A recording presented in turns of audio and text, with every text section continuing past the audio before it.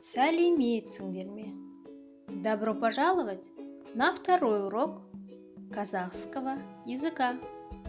Сегодня мы будем учиться использовать вопрос «кім?». Тема сегодняшнего урока был «кім?». Для начала повторите за мной новые слова. Бұл – это кім? Кто?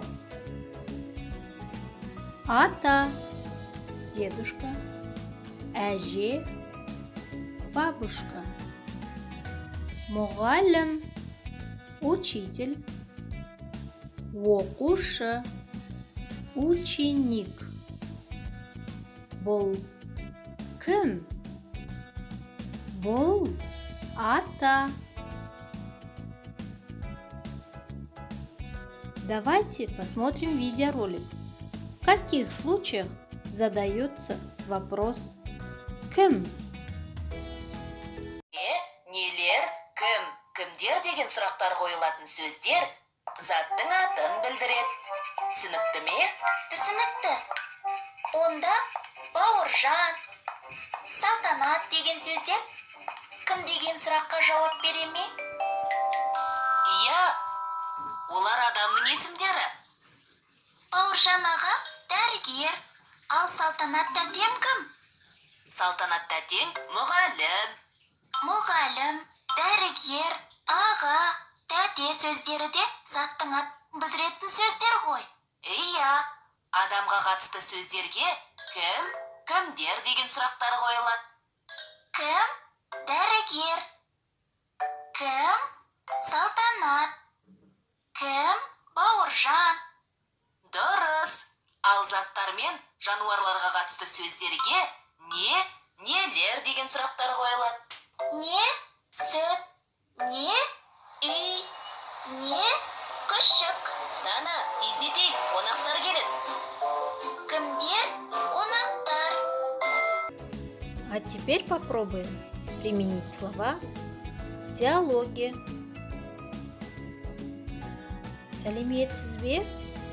Сәлеметсің бе? Сенің атың кім? Менің атым Жұлдыз. Бұл кім? Бұл ата. Сау бол. Сау болыңыз. Постарайтесь ответить на вопрос. Бұл кім?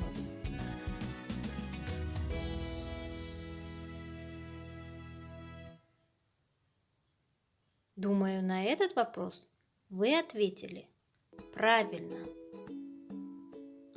Посмотрите внимательно и постарайтесь найти лишнее.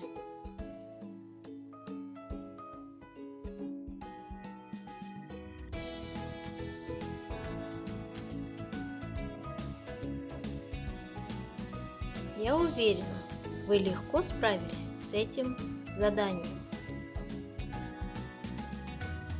Давайте повторим пройденный материал. Бұл кім? Бұл ата. Бұл әже. Бұл мұғалім. Бұл оқушы. На этом наш урок завершается. Надеюсь, урок вам понравился. Выучите новые слова. Постарайтесь использовать их в повседневной жизни. Сау болыңдар, балалар!